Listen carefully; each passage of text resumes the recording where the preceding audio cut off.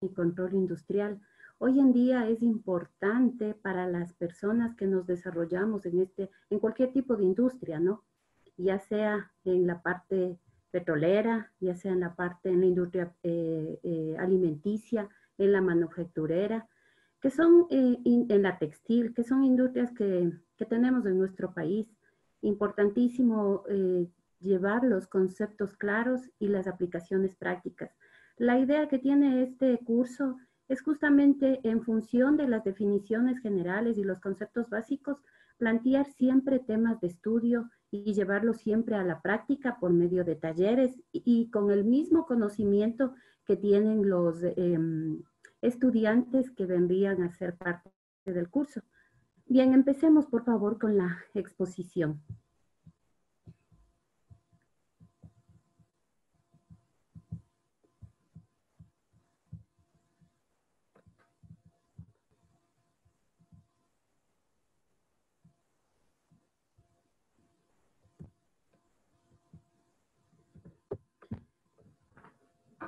Como había mencionado, en lo que corresponde a la instrumentación industrial, la tenemos presente en varias áreas de la industria, en el desarrollo de muchas actividades en la parte industrial.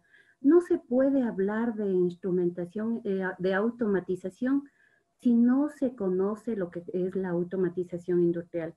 Pero también es importante establecer los principios fundamentales en los que se basa un poquito antes de la instrumentación industrial, que son los sistemas electromecánicos. Cuando empezó el auge de la industria, también empezó el auge de lo que conocemos como sistemas electromecánicos. Los componentes básicos de un sistema electromecánico es el circuito de control, el circuito de fuerza y las protecciones que este sistema tiene. Cuando hablamos de circuitos de control dentro de esto como elementos, como parte de este circuito tenemos entre otros a los relés, temporizadores, switches, pulsadores, interruptores, etc. Mientras que en el circuito de fuerza contamos con el contador electromagnético, con su bobina y los contactos auxiliares y contactos principales. Pero de la misma manera, cuando hablamos de energía eléctrica, siempre es importante realizar las protecciones apropiadas. ¿Y cómo lo hacemos? Mediante relés térmicos y fusibles. Bien, aquí podemos ver un esquema general de lo que significaría un circuito de fuerza y un circuito de control. Y el elemento principal para poder desarrollar la parte del accionamiento del circuito de fuerza, el contactor electromagnético, con sus contactos principales y contactos auxiliares. Bien, entonces, como ustedes pueden observar, entre otras, recordando para quienes ya trabajan en la industria y para quienes son, de pronto están empezando a terminar sus carreras profesionales en áreas técnicas y afines, nosotros tenemos un circuito de fuerza en donde, de acuerdo a la representación del esquema, está comandando aquí los motores, ¿verdad? Entonces, en la parte del circuito de fuerza se representa lo que corresponde a las protecciones y a los contactos principales del contactor electromagnético. Mientras que en el circuito de control vamos a representar y a utilizar los contactos auxiliares del contactor electromagnético. De la misma manera, se tendrá que representar las luces pilotos, se representa la bobina de los contactores que estén asociados al sistema y también algunos pulsadores o interruptores de algunos tipos de sensores que puedan tener dentro del sistema.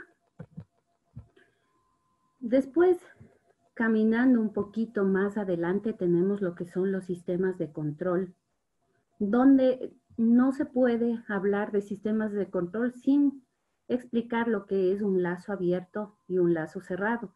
Y dentro de esto también lo que son los sistemas de control on-off y los PID, o lo que se conoce como un control proporcional, integral y derivativo.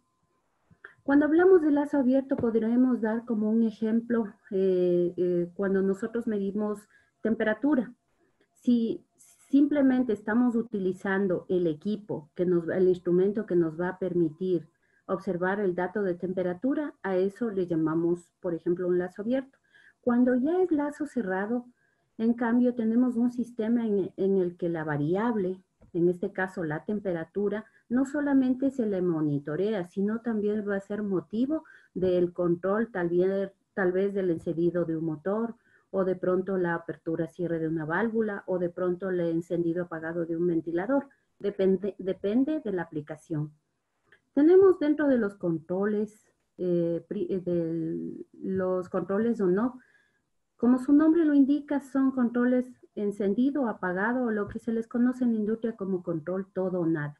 Son sistemas en los que cuando se manda a realizar una acción de control, simplemente el sistema o se apaga o se enciende.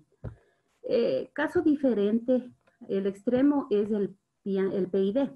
En el caso de los PID, podemos, por ejemplo, mencionar el control de nivel de un tanque, en donde vamos a tener asociado una válvula. Nosotros queremos regular el nivel del tanque que vaya bajando de acuerdo a nuestra necesidad. Para eso tenemos que regular la apertura o cierre de la válvula proporcionalmente. Entonces, para eso vamos a utilizar lo que se conoce como un control PID, el que permite que la válvula pueda abrirse proporcionalmente del 0 al 100%, y eso, por supuesto, va a permitir que el control sea, va a actuar de la misma manera, ¿no? Regulado con respecto a la apertura de la válvula. También es importante señalar que dentro de lo que corresponde a los controles automáticos, existen 3 elementos principales que conforman los sistemas de control automático. Uno es el elemento primario de control, el controlador, y el elemento final de control. ¿Qué es el elemento primario de control? Básicamente es el elemento que permite medir la variable que queremos controlar, llámese temperatura, presión, flujo, caudal, peso, etc. A este tipo de elementos primarios están, como parte de estos, están los sensores, transmisores y transductores. Seguido tenemos el cerebro de todo el sistema de control, que viene a ser el controlador. Quiero primero explicar lo que sería el elemento final de control. En este caso, el elemento final de control viene a ser el instrumento o el equipo más bien que toma la acción de control, es decir, va a abrir o cerrar un sistema o va a encender o apagar un motor para que podamos de esa manera realizar el control total. Y ahora sí vámonos al medio, a lo que es el controlador como tal. Los controladores, como había indicado, son el cerebro de los sistemas automáticos de control. Tenemos en forma resumida lo que corresponde a los controles dedicados y a los que son, que pueden tener una amplia gama de aplicaciones y se les conoce como PLCs. PLC es un controlador lógico programable. Vamos un poquito, pongamos un ejemplo de lo que sería un control dedicado. Vamos a establecer un ejemplo. Vámonos hacia el sistema de gestión de transporte, a lo que corresponde a un sistema, por ejemplo, a lo que es un metro, a un sistema de metro, o también puede ser más cercano a nosotros el sistema trolebús. En el sistema trolebús nosotros tenemos que los trolebuses internamente tienen un controlador que capta todas las señales que el sistema envía. En el caso de los trolebuses, estos funcionan con una corriente de 750 voltios de corriente continua, que son los que obtienen en lo que se conoce como la línea aérea de contacto que vemos en la ciudad de Quito, un ejemplo, de norte a sur o de sur a norte. Toma la señal o el voltaje de la línea aérea de contacto, 750 voltios, 400 amperios de corriente continua, y esa energía o ese voltaje lo va a utilizar en cada uno de los sistemas que tiene el trolebús. En el caso del trolebús tiene primero un motor de tracción, es un motor eléctrico tipo jaula de ardilla. Obviamente, al ser un vehículo, también va a tener su motor diésel, pero nos vamos a referir específicamente al motor eléctrico. Este motor para poder movilizarse necesita una variación de velocidad. Cada vez que el conductor acelera o frena, esa señal va a ser transmitida a lo que se conoce como un convertidor directo de pulsos. Este convertidor directo de pulsos es el que viene a realizar la variación de velocidad del trolebús. Ese es un convertidor. Las señales que emite este convertidor tienen que llegar a un controlador y este controlador es el que está monitoreando y tomando acciones y decisiones en todo el trolebús. De la misma manera necesita otro sistema adicional para lo que es los sistemas neumáticos, encendido de, apagado de, perdón, apertura de puertas, en la parte de lo que corresponde al freno, al acelerador, porque son sistemas neumáticos. Entonces, cuando hablamos de neumática, sabemos que necesitamos un compresor y sabemos que cuando hablamos de un compresor está asociado a un motor y ese motor requiere alimentación. En este caso, ya es un tipo de alimentación no variable, sino fija. Para el trolebús utilizan 380 voltios de corriente alterna. Entonces, todas esas señales vienen al controlador. Bueno, podríamos continuar con este tipo de información que es la que queremos transmitir en el curso que estamos ofreciendo, ¿no? Un poco como un abreboca de lo que sería. Continuando, bueno, aquí podemos ver un esquema de lo que significaría un sistema de control donde en el medio tenemos un PLC. Volviendo a la lámina anterior, habíamos hablado de que al ser un controlador lo que tiene el trolebús, específicamente como es aplicado para lo que es gestión de transporte en temas de tracción, no se olviden la palabra tracción es un movimiento, en este caso del vehículo, ¿no? Entonces, aquí vamos a tener un controlador dedicado a ese tipo de sistemas. Ahora vámonos a lo que sería un PLC.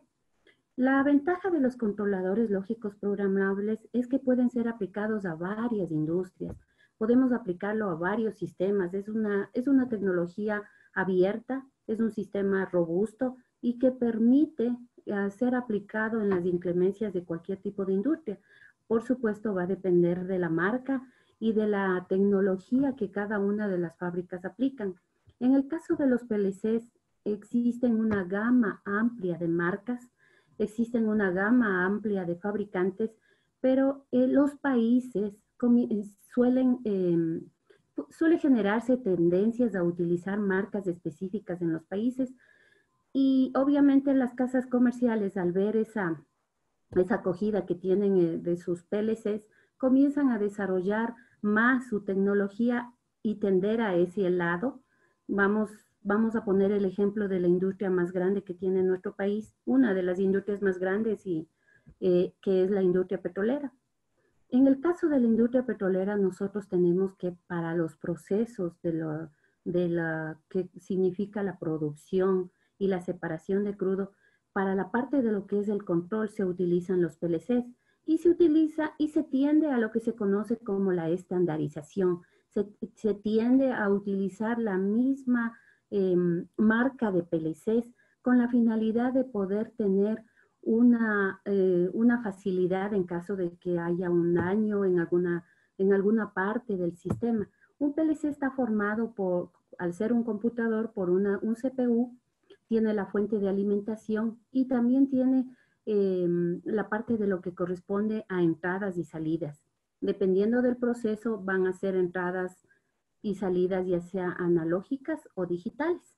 Es otro tema que también queremos conversar y transmitir en la parte de lo que corresponde al curso, ¿no?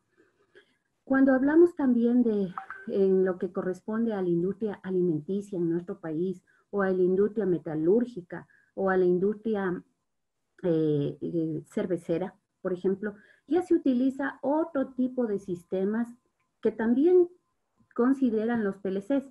Cuando hablamos de procesos industriales, tenemos también que establecer dos tipos de procesos, aquellos que son continuos y aquellos que son discretos.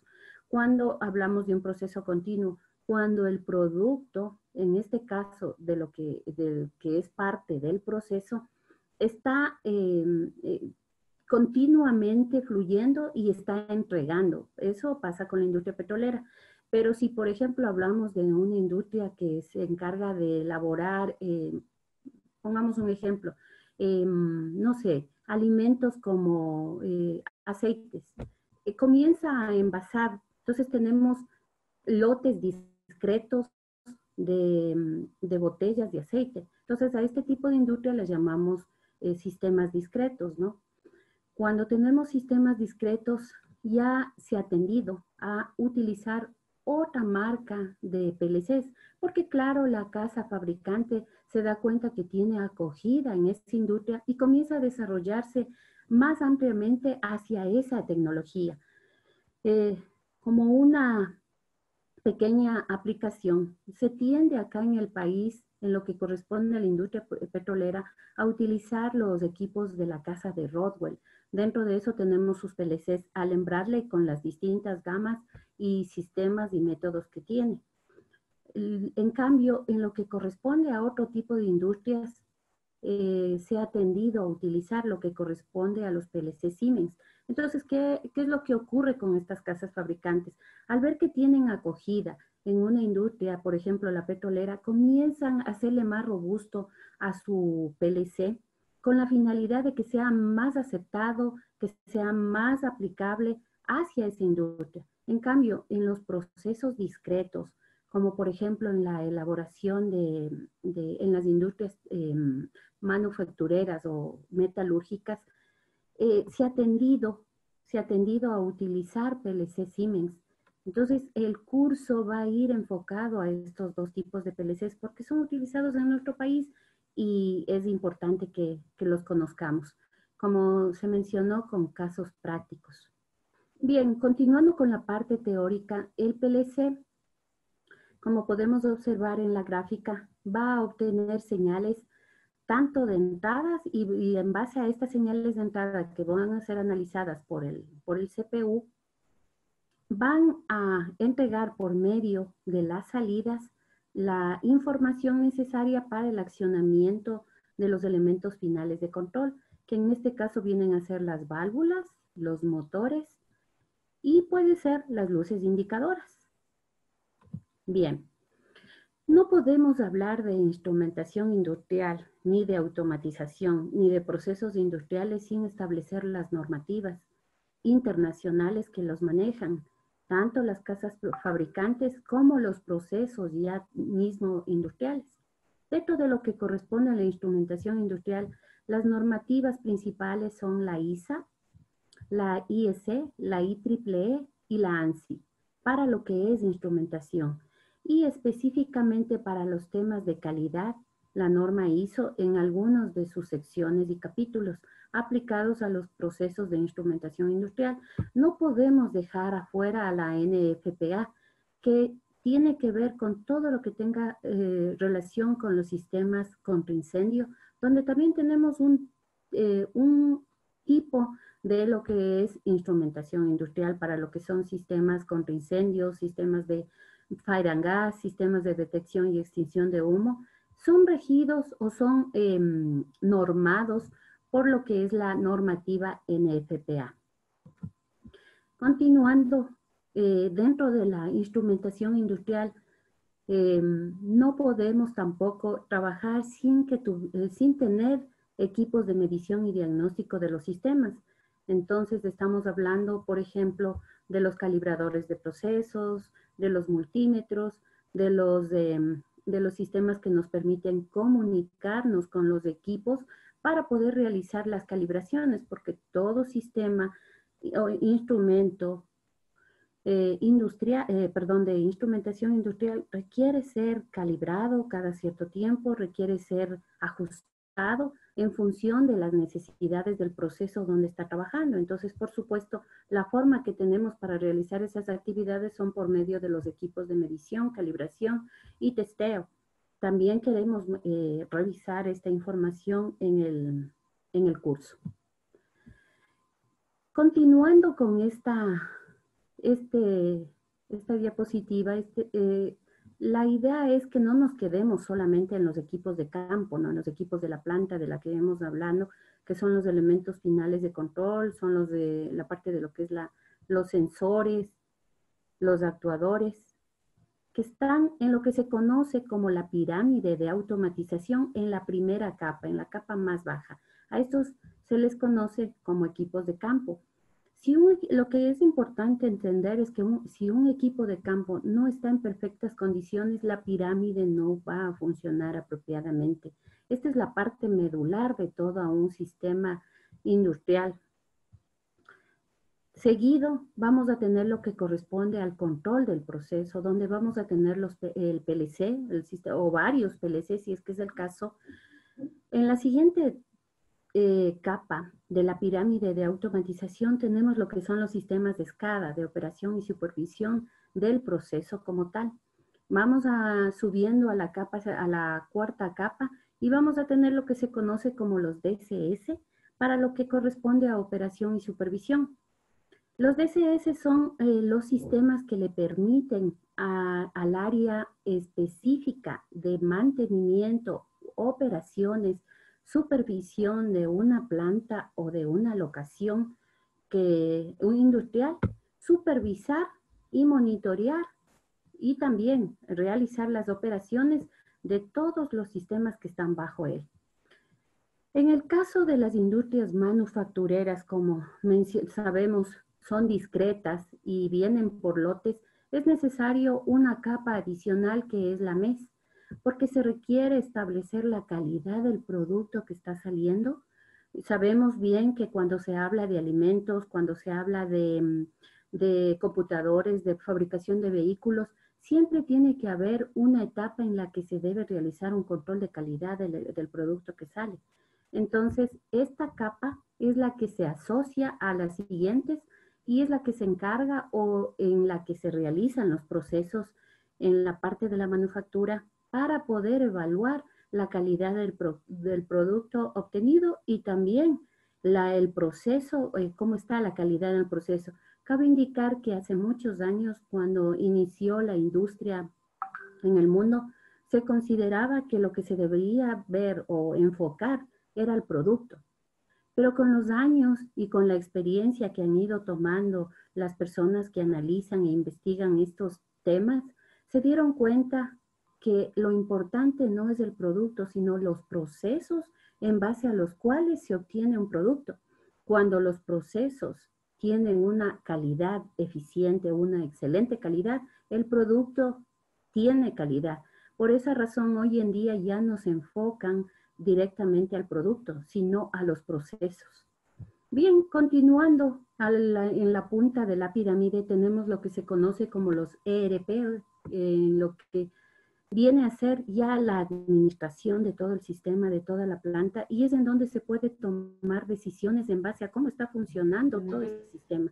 He aquí donde se puede ver la importancia de lo que significa la automatización. La automatización no se queda en el campo, la automatización llega a la parte administrativa, porque por medio de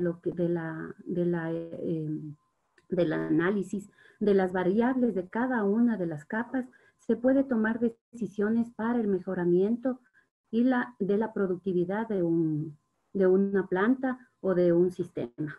Continuemos, por favor.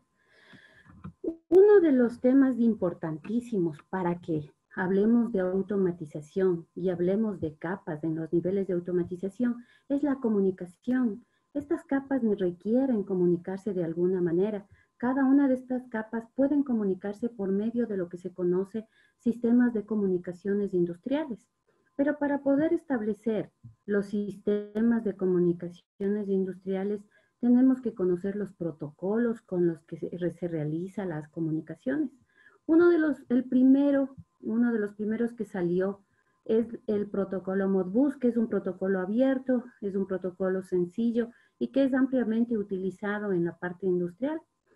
Tenemos también lo que corresponde a Profibus, que ya va desarrollándose y admite otro tipo de ventajas y beneficios. También tenemos lo que es ControlNet, HART, tenemos lo que es la parte de DeviceNet, Fieldbus Foundation y Ethernet IP. Todo este tipo de lo que acabamos de mencionar son protocolos de comunicación industrial que van a estar relacionados en la parte de la pirámide de automatización en función de dónde van a ser aplicados. En algunos casos podrán ser aplicados en todas las capas, en otros casos tienen una mejor aceptación en alguna capa específica. Y pues bien, la idea es analizar cada uno de estos en el curso.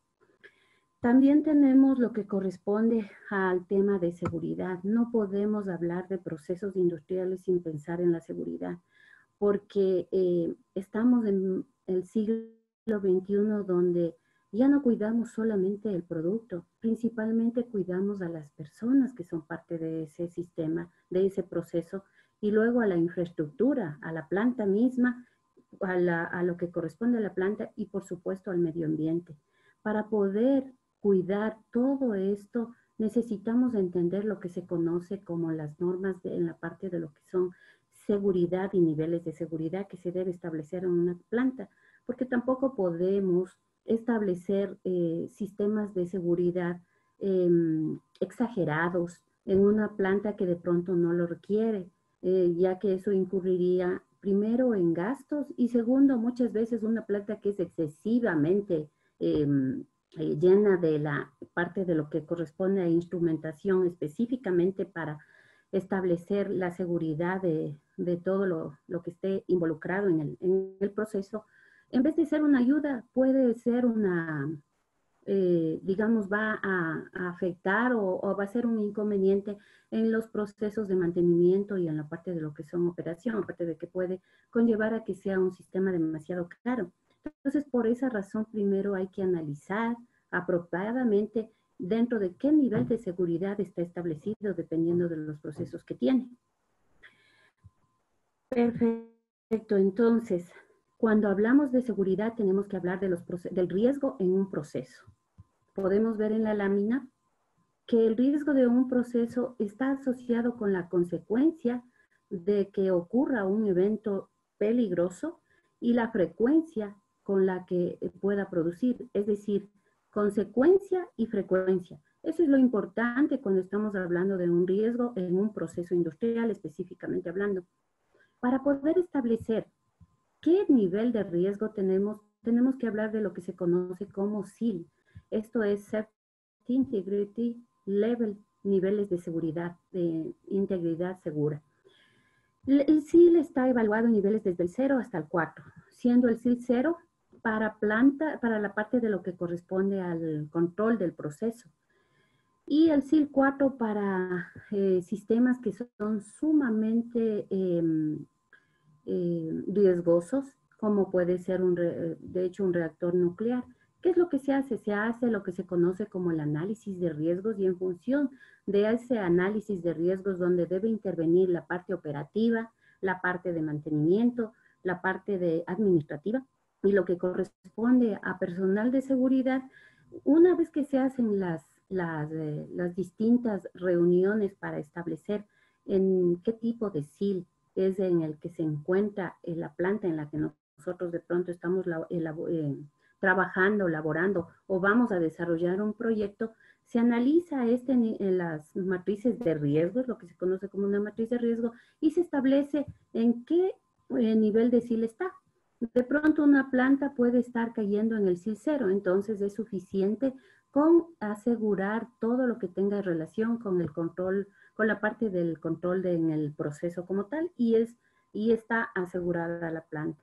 Pero cuando hablamos, por ejemplo, de la industria petrolera, después de hacer el análisis de riesgo, esta industria cae en el SIL 2. Eso significa que con el proceso, con los elementos que tiene el proceso, no va a ser suficiente poder mitigar un riesgo. No nos olvidemos que cuando hablamos de riesgo es algo que es un evento, es algo que no queremos que ocurra.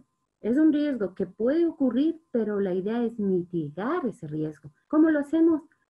Estamos hablando de instrumentación industrial, pues entonces con sistemas de instrumentación. En la parte de lo que corresponde a plantas que tengan, que caigan después del análisis en nivel SIL 0 o nivel SIL 1, estamos indicando que es suficiente para mitigar los riesgos, lo que corresponde al control del proceso. Pero si ya hablamos de un SIL 2, estamos hablando de sistemas donde ya hay manejo de chispa, combustión, temas tal vez de compresores, turbinas, ya requieren una mayor seguridad y equipos más especializados en la parte de lo que aquí, tiene que ver con seguridad. Entonces aquí vamos a tener lo que son los fire and gas, ya lo que son los sistemas de shutdown, entendiéndose que el shutdown quiere decir que cuando hay un riesgo o hay un evento no seguro, simplemente tiene que parar la planta. Entonces, hay sistemas que, instrumentados que se dedican específicamente a eso, a la parada de una planta en el momento que aparezca un riesgo. Bien, bien, una de las gráficas que se utiliza para establecer cómo funcionan los niveles SIL es la que se está mostrando en la figura. Tenemos que la parte más interna es lo que corresponde al proceso. ¿Qué queremos decir con esto? En el caso de que se produzca un evento no seguro, el primero que tiene que actuar para poder mitigar ese evento no seguro es el proceso. Pero si el proceso no logra controlar ese evento, entonces va a tener que hacerlo lo que se conoce como el BCPS, el Basic Control Programmable System, o sea, el sistema de control de la planta. Si el sistema no puede mitigar ese riesgo o ese evento no seguro, pues entonces vamos a proceder a lo que corresponde a la activación de alarmas y a la actuación del personal de operaciones. Si aún ahí no podemos mitigar el riesgo, pues entonces tendrá que actuar el SIS, los sistemas instrumentados de seguridad de la planta. Finalmente, si no funciona, pues entonces van a tener que actuar los sistemas de alivio de la planta. Y si en esa capa no logramos mitigar el riesgo o más bien el evento no seguro, pues entonces vamos a tener que ir a lo que es la protección física, es decir, todos los sistemas industriales o los procesos industriales que tienen alto riesgo deben tener sus estrategias o sus tácticas en caso de que exista algún tipo de evento no seguro. En ese momento se tienen que activar todos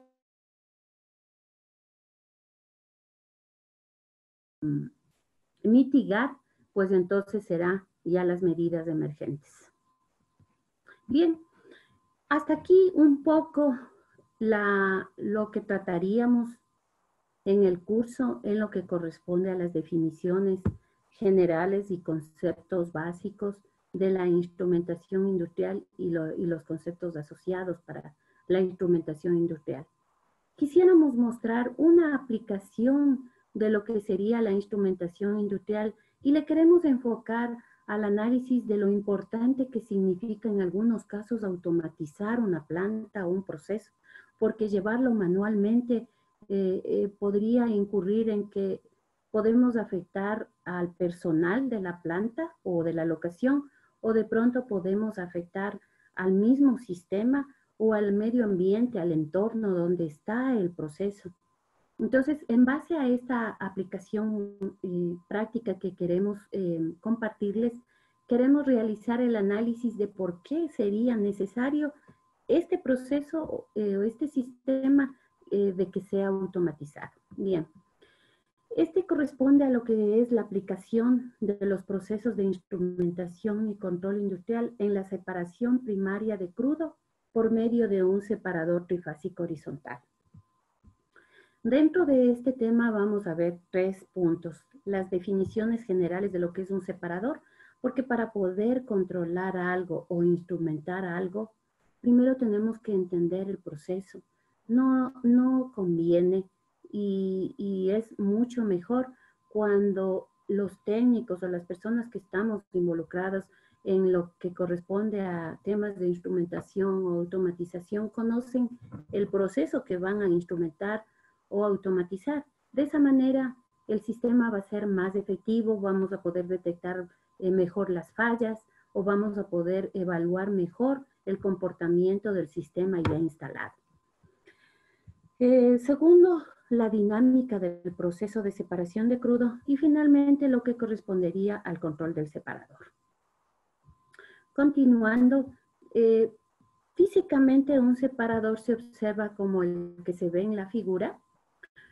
Tenemos que en la industria petrolera, cuando hablamos de producción petrolera, los pozos perdón, el crudo después de salir de los pozos petroleros, tiene que dirigirse a una planta.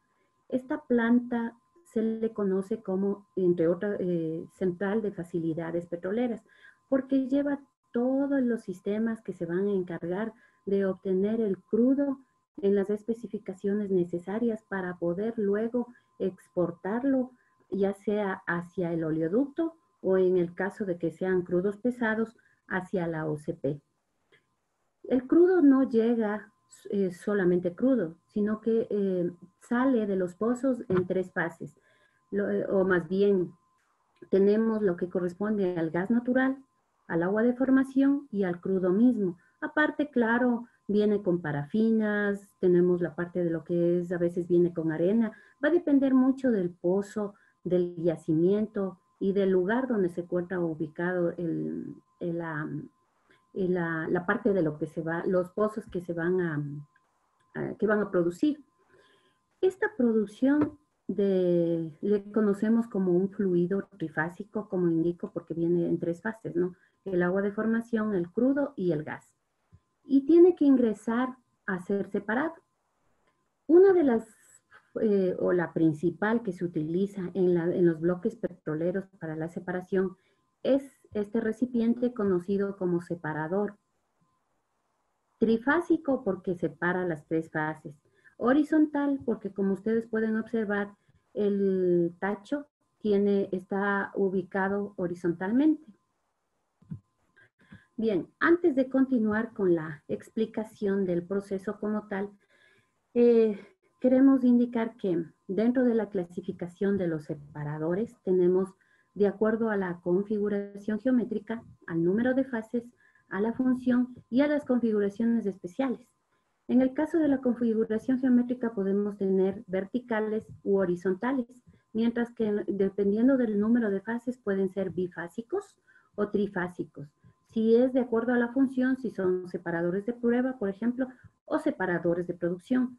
Y si son configuraciones especiales, pueden haber separadores electrostáticos o tratadores con calentamiento directo y combinados. Es una clasificación básica porque, claro, ¿no?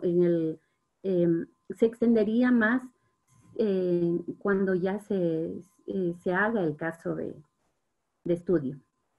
Bien, específicamente vamos a tratar para explicación de este tema un separador trifásico horizontal. Bien, aquí vamos a observar la dinámica del proceso para lo que corresponde a la separación de crudo. Podemos observar que el separador trifásico tiene primero la línea de entrada, va a ingresar al separador el fluido, internamente va a tener la esclusa, vamos a tener también una parte de lo que corresponde para poder realizar la separación para que el gas se dirija a la parte superior. Entendemos que al ser gas siempre va a tratar de salir del recipiente, ¿no? En la parte, aquí vamos a tener básicamente dos cámaras. La cámara primaria, que es en donde está llegando el fluido trifásico. En la parte superior, como indicamos, va a estar el gas, va a chocar con esta pieza mecánica del separador. Este choque se hace con la finalidad de que haya la primera separación de lo que es la fase gaseosa con la líquida. Entonces, claro, en el momento que hay esta etapa, el crudo y el agua de formación se van a ubicar en esta cámara. Luego, por medio de lo que se conoce como placas coalescentes, las partículas de gas van a comenzar a pasar de tal manera que se pueda conseguir que se separe más de la fase líquida. De esa manera procedería a ir a la parte superior. En cambio, en esta cámara lo que vamos a tener es por densidades, en la parte más baja del recipiente, lo que corresponde al agua de formación. Luego tendremos una fina capa que se conoce como interfaz, donde todavía el crudo y el agua siguen unidos. Y finalmente en la parte superior vamos a tener lo que es el crudo. Por rebose, el crudo va a pasar a la siguiente cámara, en donde ya vamos a tener separado el crudo. Se dice que un parámetro importante que mide la calidad de separación en este tipo de equipos es lo que se conoce como BSW, y es lo que es el corte de agua, es decir, la cantidad de agua que todavía tenemos unido al crudo. Entonces, normalmente hacia estos separadores, el producto que ingresa es con un BSW entre el 80 y 90%. Como indico, va a depender de muchos parámetros, pero para casos de explicación, eh, está entre 80, 90, 70% de BSW.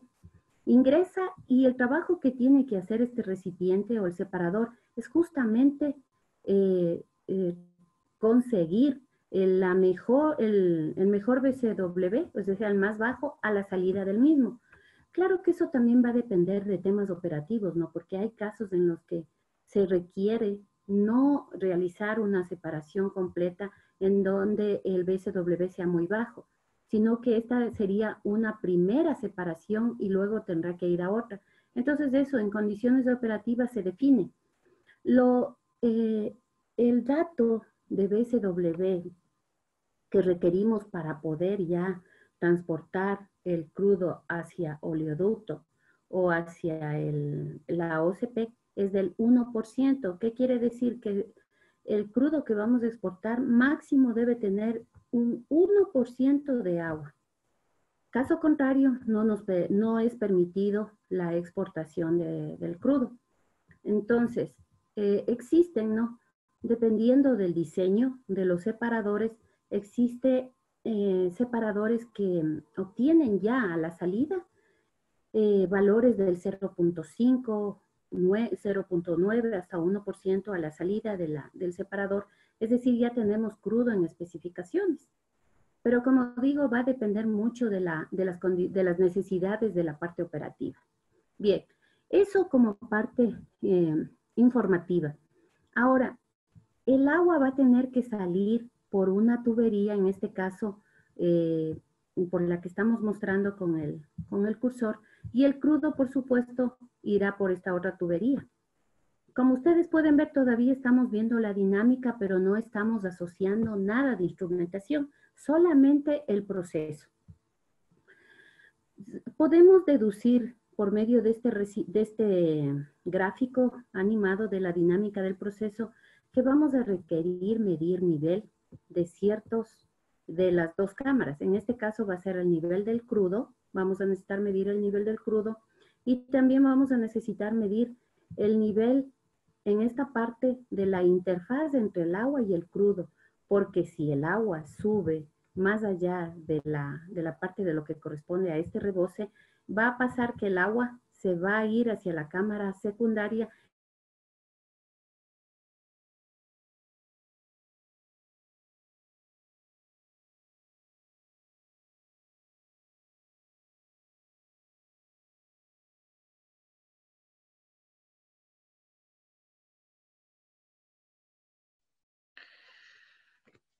Buenas noches con todos. Parece que estamos presentando unos problemas técnicos con Requerido la a nivel ingeniera. ¿sí? Ingeniera, sí, no se le escuchaba en un momento. Parece que se le frizó un poquito el internet. Por favor, si nos podría retomar desde donde se quedó hace unos 5 minutos, por favor. Un Perfecto. minuto aproximadamente, no es mucho. Muchas Ya, gracias. gracias. Mil disculpas. Bien, les explicaba que este proceso va a ser necesario medirlo. Tenemos la cámara secundaria donde vamos a requerir medir crudo, el nivel de crudo. En la cámara primaria vamos a requerir medir la interfase entre el crudo y el agua, es decir, otra medición de nivel. Como es un tanque presurizado, vamos a requerir medir también la presión del gas. Y al ser un proceso con temperaturas relativamente altas o también porque el proceso a veces requiere tener un control detallado de temperatura, pues por supuesto vamos a requerir también una medición de temperatura. Para poder controlar este tipo de variables, vamos a requerir elementos finales de control. En este caso, van a ser las válvulas que van a estar asociadas a las salidas de agua, de crudo y de gas. Y también a la válvula que va a estar asociada a la línea de entrada. Bien, si establecemos eso, podemos ver en este diagrama conocido como PFD, es uno de los diagramas que se utilizan en ingeniería, que también va a ser motivo de este estudio, toda la documentación que se debe entregar cuando se trata de ingenierías, de elaboración de ingenierías.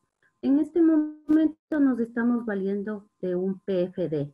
En el PFD estamos describiendo lo que sería la entrada del fluido multifásico, la salida del gas, en este caso hacia la TEA de alta presión, la salida de crudo al tanque de almacenamiento y la salida de agua hacia el tanque de almacenamiento de agua de producción. Quiero volver a la siguiente pantalla. Analicemos el caso de que no automaticemos este separador, lo vamos a operar manualmente. Como habíamos indicado, vamos a requerir medir básicamente 4 variables: presión del gas, medición de nivel en esta cámara, en la interfaz crudo-agua, medición de nivel total del crudo y la temperatura del recipiente. Para eso vamos a necesitar 4 operadores. Va a requerirse una persona que esté monitoreando lo que corresponde a la presión de gas, que esté monitoreando otra persona lo que corresponde a la medición de interfaz agua-crudo y alguien que monitoree la medición de nivel de crudo. Y por supuesto, de pronto podríamos poner a una persona para que monitoree la temperatura. Si queremos optimizar, y en función de lo que mide, va a tener que controlar la apertura y cierre de las válvulas que están en la salida de agua y la salida de crudo. Por supuesto, otra persona que esté subida en el separador, controlando la apertura y cierre regulado de la válvula que va a permitir la salida de gas. Y finalmente alguien más que controle la entrada del fluido trifásico hacia el recipiente. O sea, vamos a requerir algunos operadores para que realicen esta función. Podríamos optimizar y de pronto dejar en 3 operadores, pero eso va a depender mucho del tiempo de residencia que tiene este proceso, ¿no? El producto dentro del recipiente, que no siempre es muy largo. Entonces, posiblemente en el mejor de los casos podamos reducir a 2 operadores, tal vez, que puedan realizar ese trabajo, 2 o 3, considerando que es un sistema riesgoso. Estamos hablando que estamos trabajando con productos inflamables.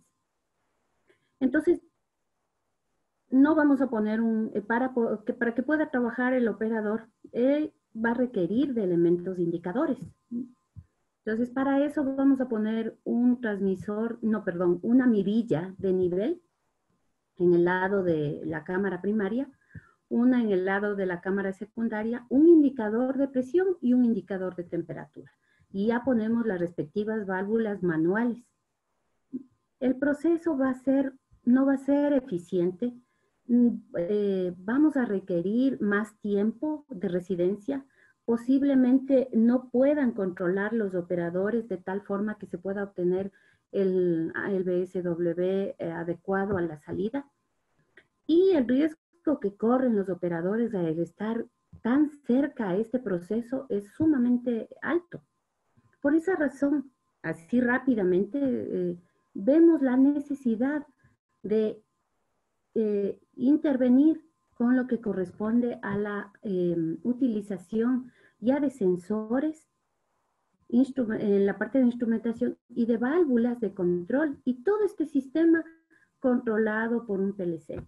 Esto va a optimizar todo lo que corresponde al proceso de separación en este sistema.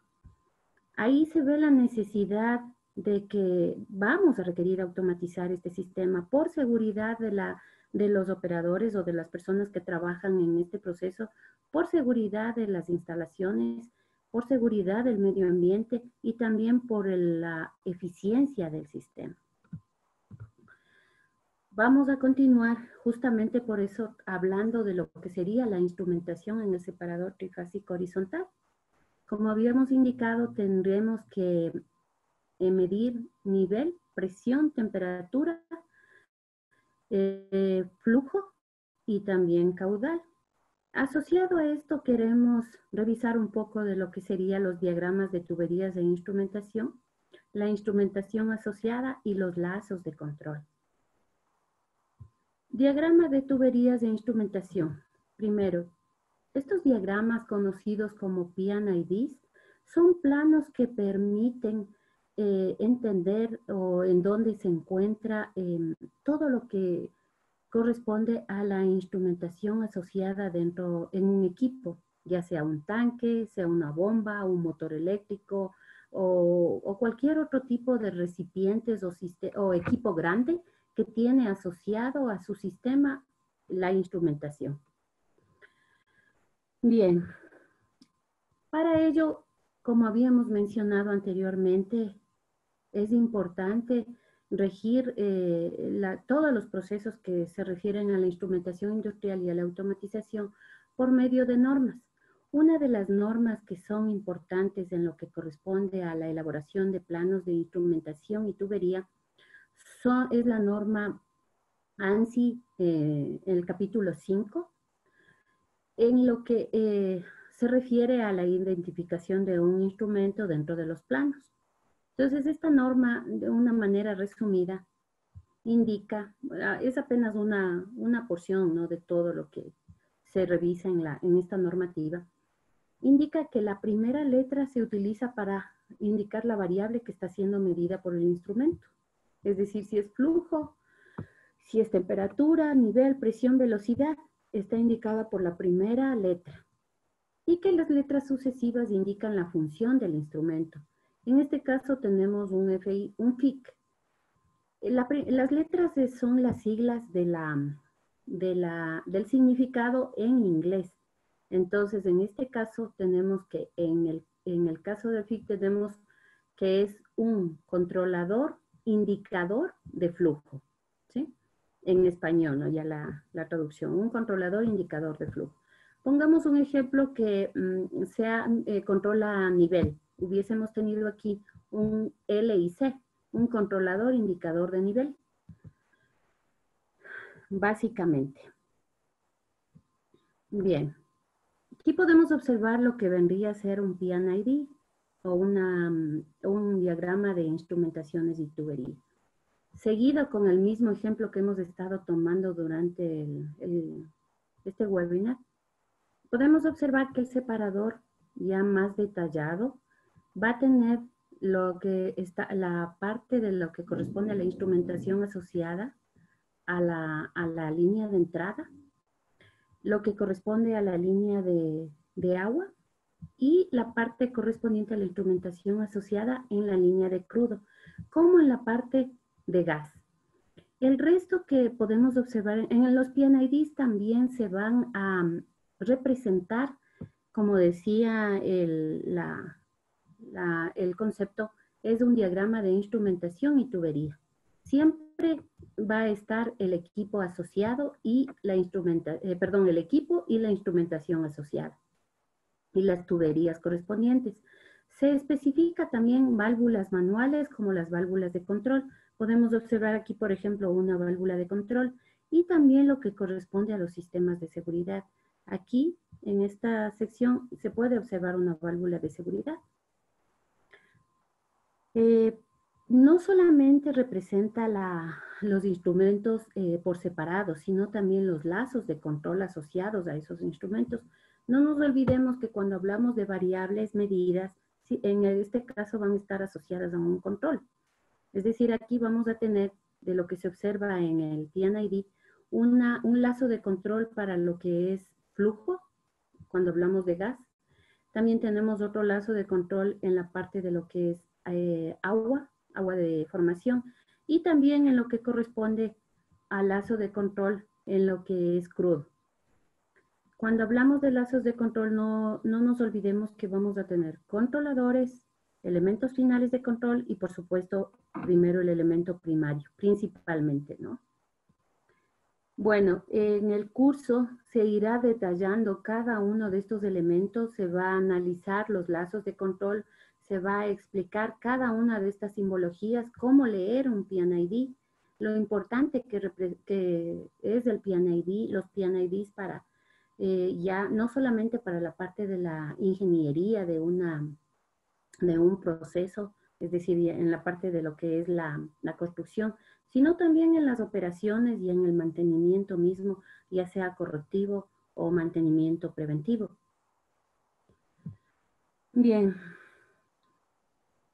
quería detallar ahí 3 puntos específicos de lo que sería este PNID, en donde podemos ver la entrada, la parte de lo que es línea de gas y lo que corresponde a la línea de agua. Aquí un poco ampliando el PNID podemos observar lo que les había indicado, la parte de lo que es los sistemas de seguridad, ¿no? Aquí podemos ver lo que es una SDV, es Shutdown Valve, válvula de shutdown. Uno de las especificaciones que se tienen en los PNIDs también son la inyección de químicos, que no falta en procesos industriales, ¿no? Y más en el crudo, en lo que es producción de crudo, ya que, por ejemplo, en el caso de los separadores, básicamente es necesario inyectar el demulsificante y el antiespumante, porque el crudo al ingresar al separador suele venir viene a veces emulsionado. ¿Qué quiere decir? Que o se emulsiona en el tanque por las variaciones de temperatura, ya sea por agentes externos, la misma temperatura ambiente, o porque de pronto el separador en la parte operativa se tomó alguna decisión no acertada, y suele ocurrir que el crudo, o más bien el fluido, se emulsiona internamente, es decir, no se puede diferenciar específicamente dónde está el agua y dónde está el crudo. Entonces, para eso, lo que se hace es inyectar demulsificante y poder obtener una apreciación mucho más acertada de lo que sería la parte de crudo y la parte de agua. De la misma manera, suele generarse espuma. Entonces, eso también provoca que no se pueda obtener un producto a la salida adecuado. Y claro, como la instrumentación está asociada a todos los inconvenientes que pueda presentarse en el proceso, eso también provoca que los instrumentos no puedan medir adecuadamente. Entonces, entre otras cosas, cuando inyectan el antiespumante en el separador, eso también permite que los instrumentos puedan tener una mejor respuesta frente a la medición. Aquí podemos observar una descripción de lo que sería una válvula de shutdown. Es un ejemplo en el que podemos observar, el tag es la SDB100A, quiere decir que es una válvula de shutdown que está asociada a un tanque 100, o sea, es el tanque,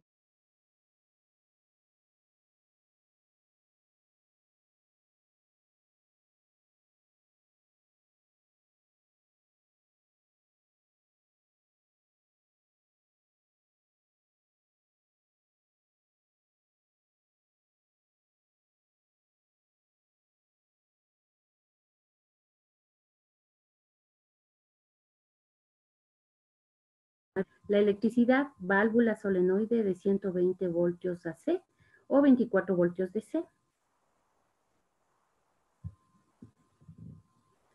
Los accesorios, un indicador de posición con contacto tipo reed switch, regulador de aire 80 PSI.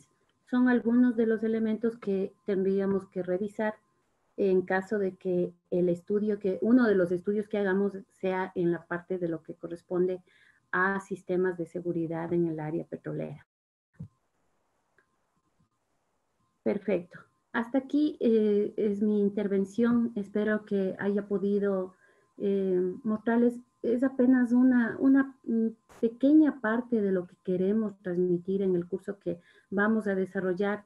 Queremos hacerlo con la parte práctica, con talleres, con casos de estudio que se pueda desarrollar por medio de las experiencias que tengan los participantes del curso. Casos en los que se hayan presentado fallas que son importantes de analizar con todos los estudiantes, de la misma manera con estudiantes que vengan con profesionales junior, poder transmitirles esa experiencia que puedan tener los compañeros que ya están trabajando y laborando en la industria. Espero que podamos vernos en el curso. Muchas gracias por su atención. Buenas noches, muchas gracias, Sandra, muchas gracias por este gran tema de mucho interés, de verdad. Quiero agradecerte por todo y pues ahora quisiera también dar paso a las preguntas e invitarles a todos ustedes que nos realicen las preguntas en realidad que tengan para la ingeniera Sandra, aprovechar este momento y también decirte a ti que es un gran paso el que tú puedes dar con este curso. Realmente, si estás aquí y nos estás viendo, dejaste de ver la televisión, dejaste de inclusive estar con tu familia para obtener esta gran información de parte de la ingeniera. Y te invito ahora a que realices las preguntas que sean de tu interés y aprovechar este espacio para solventar todas tus inquietudes.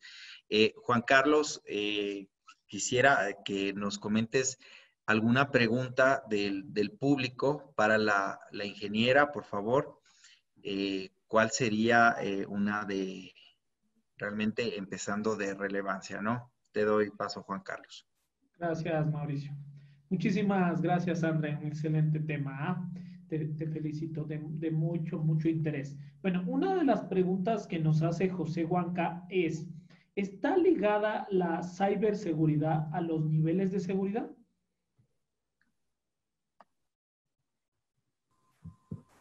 En lo que corresponde, cuando hablamos de niveles de seguridad en la parte industrial, hablamos específicamente de lo que corresponde a los instrumentos asociados a la parte de lo que es la aplicación de los sistemas de seguridad. Ya cuando hablamos de ciberseguridad, estamos hablando ya a nivel de comunicaciones.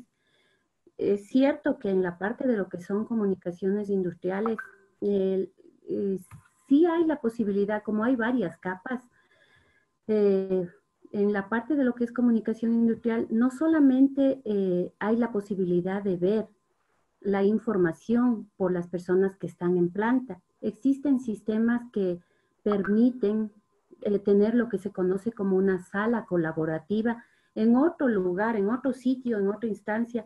Poniendo un ejemplo, en un sistema específico, ¿no? Voy a volver a retomar lo que es la industria petrolera porque es una de las que están más ampliamente tecnologizadas en nuestro país y permite expandirnos en esta información. Nosotros tenemos que en algunos en algunas locaciones o en algunas empresas que están realizando lo que corresponde a la producción petrolera, tienen las salas colaborativas acá en Quito. Entonces, por supuesto, en estos lugares, acá en Quito, pueden monitorear y de hecho podrían controlar ciertas partes del proceso, pero por supuesto no es prudente hacerlo porque, o sea, un tema de un control, imagínense ustedes, lejano, no sería prudente. Se le tiene básicamente cuando hay algún daño en campo, en una hora, de pronto un domingo, una madrugada. Hay veces en las que no se puede conseguir que los técnicos específicos que de pronto no están en campo o los representantes de las marcas no pueden entrar. Entonces, muchas veces se puede solucionar los problemas desde acá. Entonces, se puede tomar la máquina y puede revisar los procesos para poder realizar las reparaciones o cambios del caso. Con esto quiero dar como ejemplo que es importante el tema de la integridad. No se habla tanto de ciberseguridad, sino de la integridad de la información en lo que corresponde a las comunicaciones industriales. Entonces, más que la ciberseguridad, es la integridad para lo que es la parte para lo que son comunicaciones industriales, que se tiene que garantizar para que no haya ningún tipo de problemas. ¿Se extendería estos temas, por favor, en el curso en lo que es en la parte de comunicaciones industriales?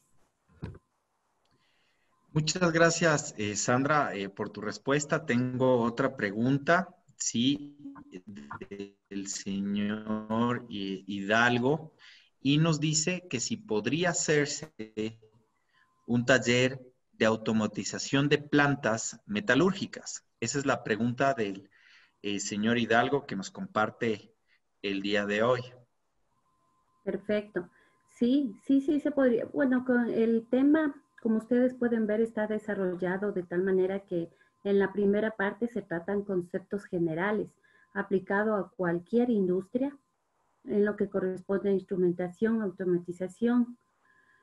Y los talleres van a ser enfocados efectivamente dependiendo de los profesionales que están. Excelente sería que podamos tener de algunas industrias y podamos hacer los talleres en donde se podrían desarrollar no solo una aplicación en la parte petrolera, sino también en la parte metalúrgica. Por supuesto que se podría hacer si es que los estudiantes que están interviniendo son de esa industria. Se puede combinar.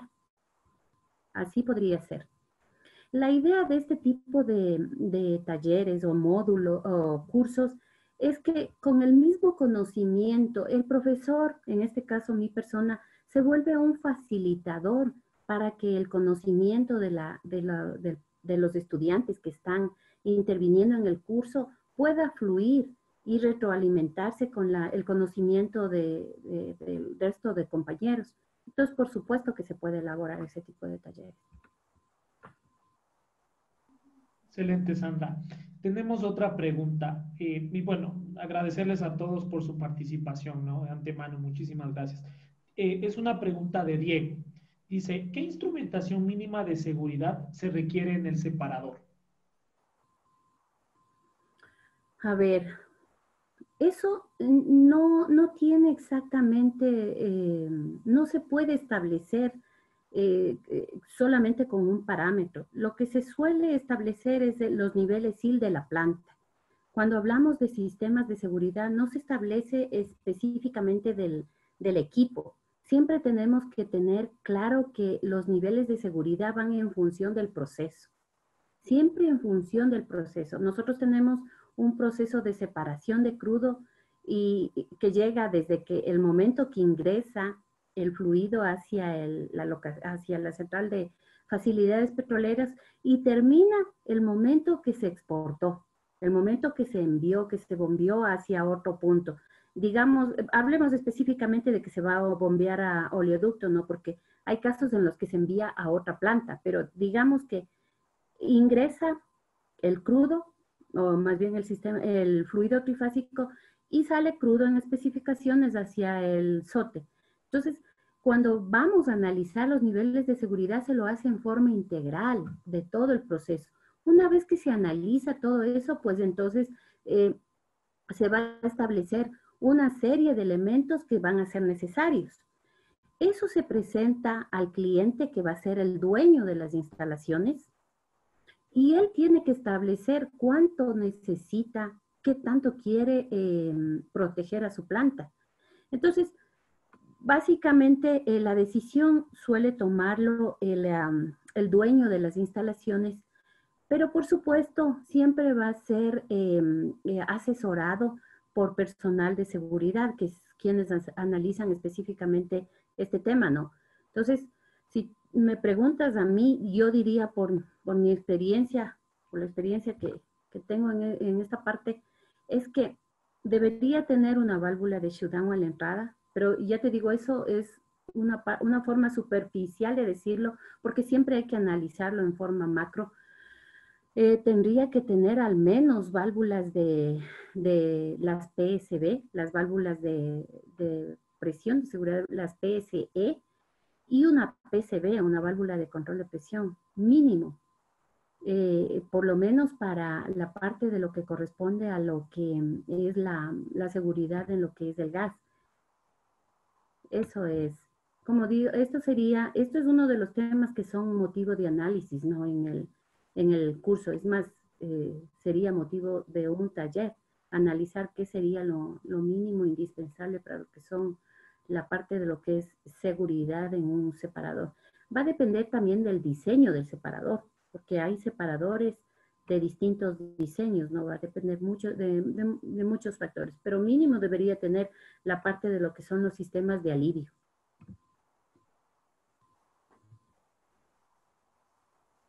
Muchas gracias, Sandra, por tu respuesta. Acertada en realidad. También les quería seguir invitando a que realicen sus preguntas de mayor interés y aprovechar este momento, Sandra, agradeciéndote una vez más por responder pues a todas las preguntas de nuestro público. Y en este caso tengo una pregunta del señor Cristian Traves y nos dice, ¿no? ¿El BSW para transporte es menos del 1% o hasta el 1%? Hasta el 1%. Los entes, en este caso la ARCH, te permite ya exportar cuando tú cumples con el 1%. O sea, hasta el 1%. Gracias, Ana.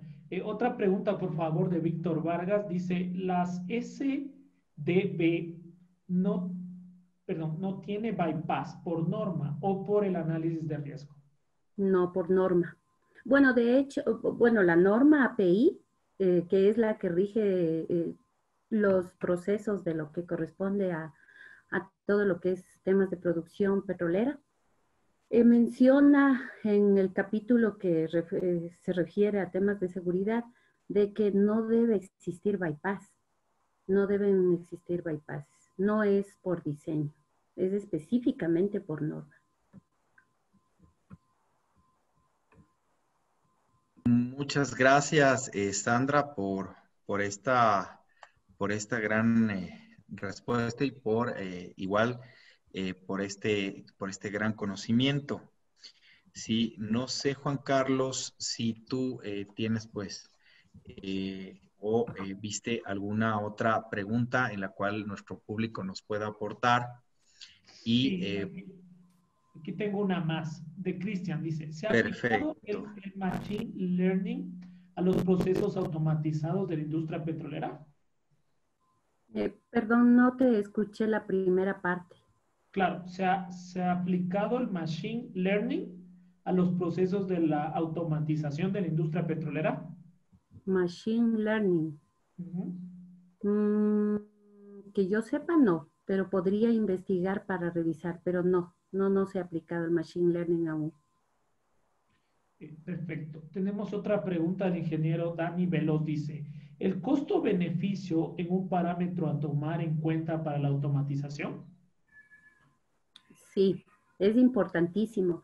Eh, bueno, yo siempre digo que, bueno, yo soy ingeniera en electrónica y control y me especialicé en la parte de lo que es instrumentación y control industrial y por supuesto automatización, pero no todo se debe automatizar o no toda la planta se debe automatizar.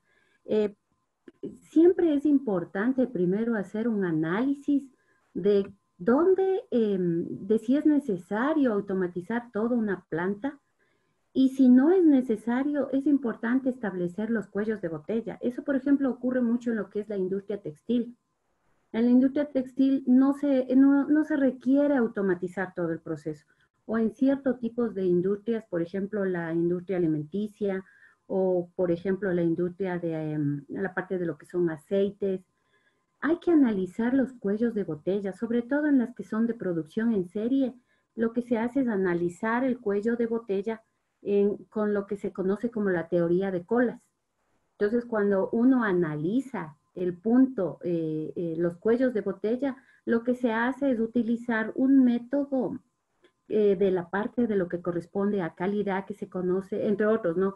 Como QFD, es el aseguramiento de la calidad.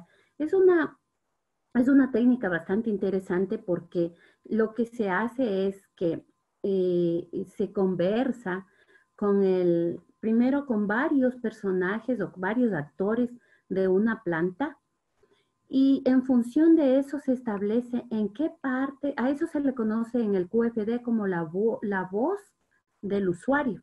Una vez que eso se traduce a temas técnicos, se le dice que es la voz del ingeniero.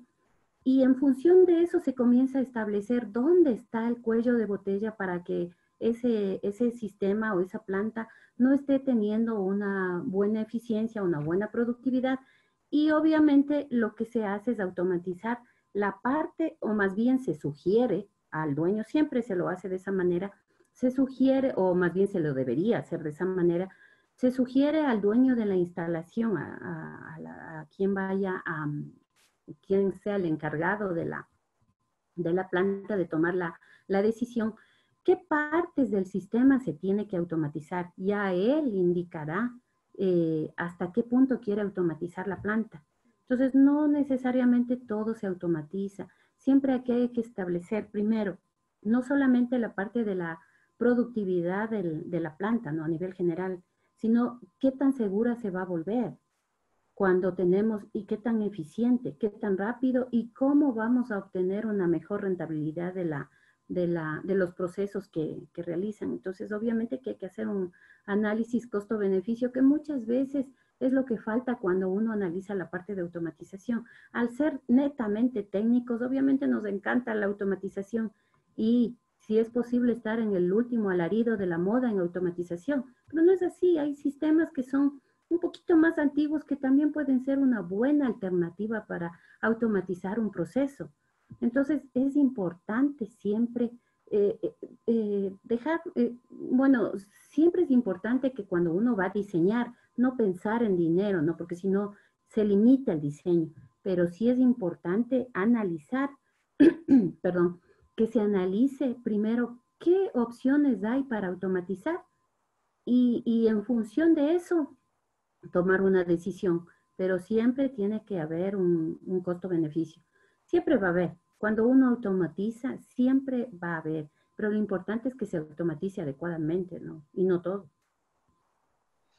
Muchas gracias, Sandra, por tu respuesta y muchísimas gracias también a nuestro público por realizar estas preguntas, aprovechando el momento una vez más. Sandra, tengo una pregunta más, ¿Sí? sí, de Diego, que nos pregunta, ¿cuál es la diferencia entre PSB y PRB?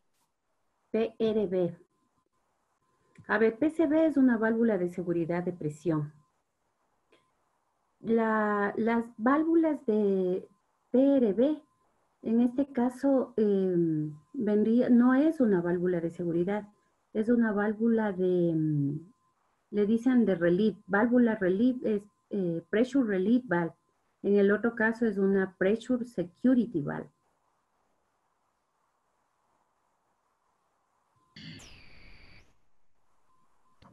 Muchas gracias, Sandra, realmente por tus respuestas. Yo creo que, no sé, Juan Carlos, si tú tienes alguna otra, si es que has visto alguna otra, ya estaba la última por lo que yo Sí, le sí, tenía. solamente quizá una que nos decía que qué temas, en este caso es de Freddy Simancas, qué temas se necesita tener como conocimiento previo para tomar el curso, Sandra. Eso es lo que nos pregunta Freddy.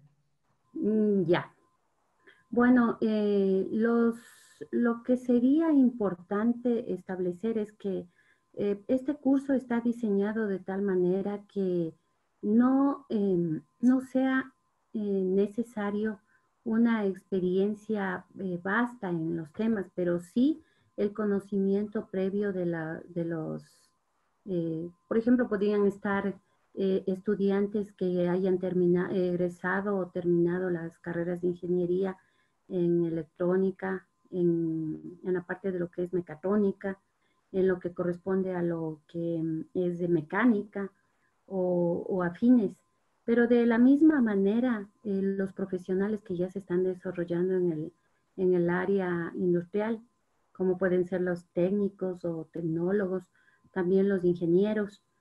Y lo interesante es que de los cursos que he podido dar de estos temas, principalmente de los cursos, me doy cuenta que siempre hay algo más que se puede aprender, no importa cuántos años uno tenga desarrollándose, siempre puede aprender algo más de todos. Entonces, por eso no se ve afectado cuando haya una diversidad de conocimiento. ¿Por qué?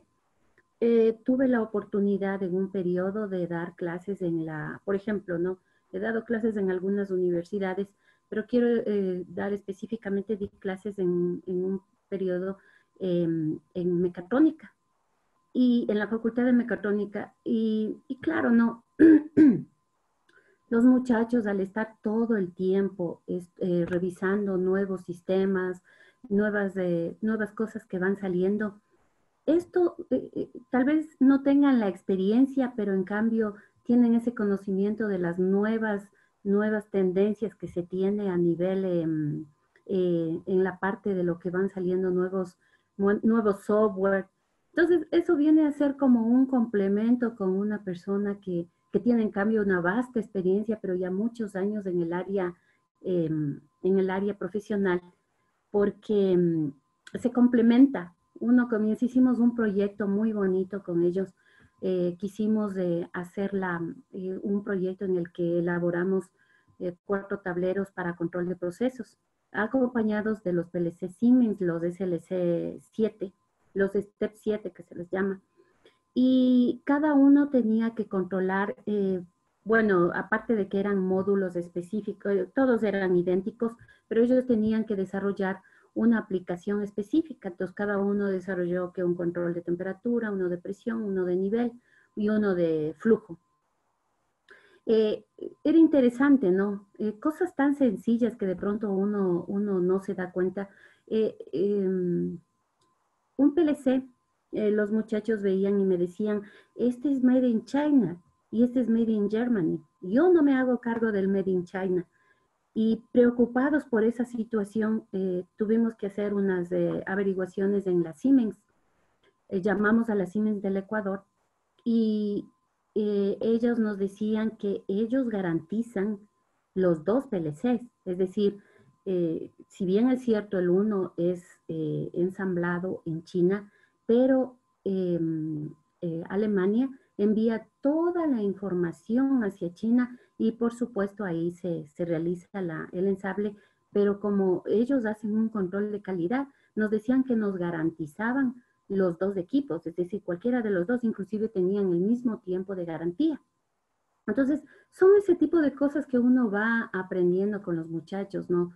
Tal vez que se va aprendiendo sistema, eso es interesante, esa unión entre lo nuevo que se va aprendiendo y la experiencia que uno tiene de los años que va trabajando en la industria. Entonces, por eso el enfoque que se quiere dar es justamente tener la oportunidad de esa retroalimentación y hacerlo variado, ¿no? Varios estudiantes de distintos niveles de conocimiento. Pero lo que sí es importante que haya que sean estudiantes que ya hayan terminado la carrera, aunque no estén graduados, pero que ya estén terminada la parte de lo que corresponde a la carrera de ingeniería en las áreas que mencionamos. Perfecto. Muchísimas gracias, Sandra, y también Juan Carlos. Les quiero agradecer su presencia aquí y muchas gracias de nuevo por satisfacer las preguntas de nuestro público, ¿no? Te agradezco, Sandra, Juan Carlos, esta noche por estar aquí compartiendo tanta información con todos nosotros. Y pues ahora les invito a todos ustedes que ya saben del tema, ya saben la importancia de este tema en este webinar que nos ha compartido la ingeniera Sandra. Pues te invito a que veas rápidamente, ¿sí?, nuestra propuesta comercial, nuestra promoción que tenemos para este curso, ¿no? Para esto yo voy a, muchas gracias Sandra, y para esto yo voy a invitar a nuestra asesora comercial que les va a satisfacer en todas las preguntas y requerimientos que ustedes tengan sobre el tema en precios, sí, la promoción que tenemos, el tema de la duración del curso. Sí, y pues Marian Romero, nuestra ejecutiva y coordinadora del departamento comercial.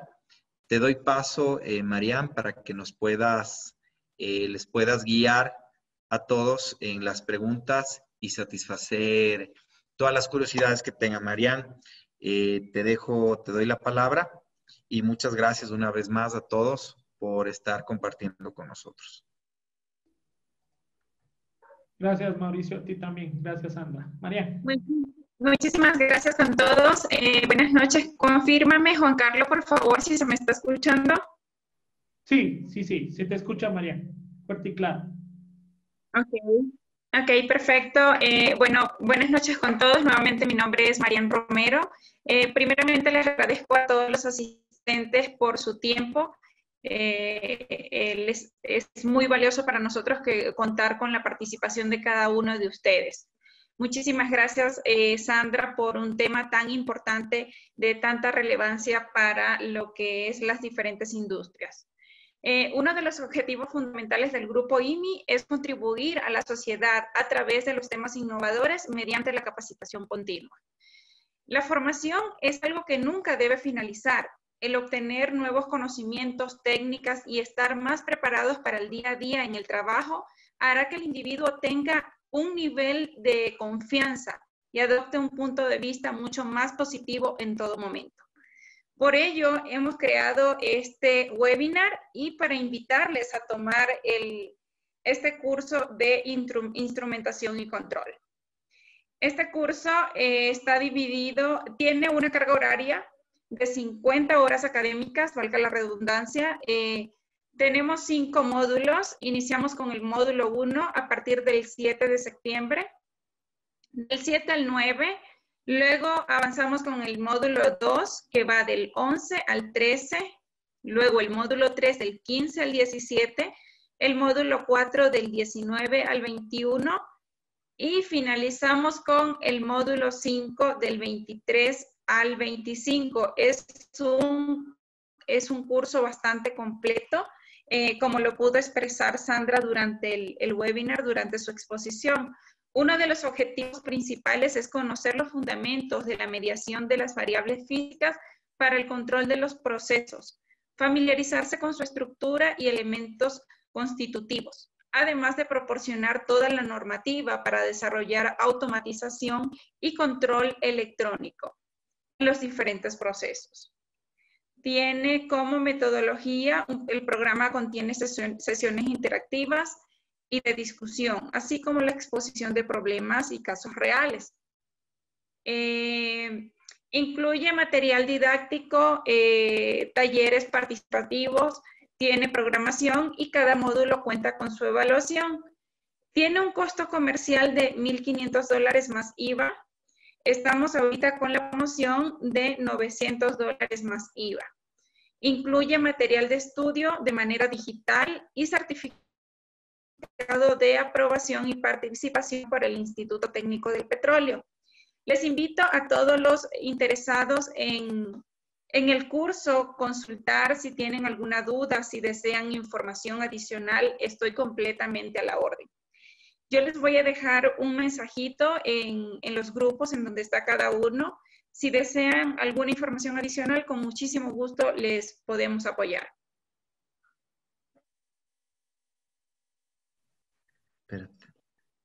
Muchas gracias, Marian, por tu aporte, sí, en el área. Y pues quiero agradecerles A todos y cada uno de ustedes, también Marian, Juan Carlos, gracias por su aporte y agradecerles a todos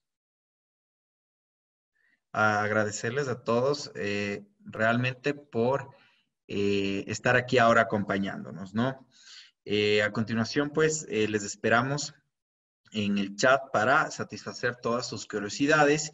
Inclusive, también vamos a dar un certificado por la asistencia hoy día en el webinar, ¿sí? Que ustedes también nos pueden comunicar a través del chat que se ha generado para el ingreso al webinar. Una vez más, quiero agradecerles a todos por su participación y pues Juan Carlos, te doy la palabra también para todos nuestros participantes. Discúlpame, Mauro, discúlpame un momentito si olvidaba mencionarles ese tema del certificado. Se va a dar el certificado de asistencia, más o menos para que entiendan un poquito cómo se va a manejar este tema, Mauro. Se les va a compartir una ficha de solicitud. Esto lo vamos a compartir por este chat. Y bueno, ya luego se les compartirá también de manera individual si así lo requieren. Dentro de ficha de solicitud están los datos en donde ustedes pueden enviar esta misma ficha requiriendo el certificado. Tiene un valor mínimo de $5 más IVA. Así que cualquier tema adicional estamos a la orden. El número de cuenta está dentro de la misma ficha.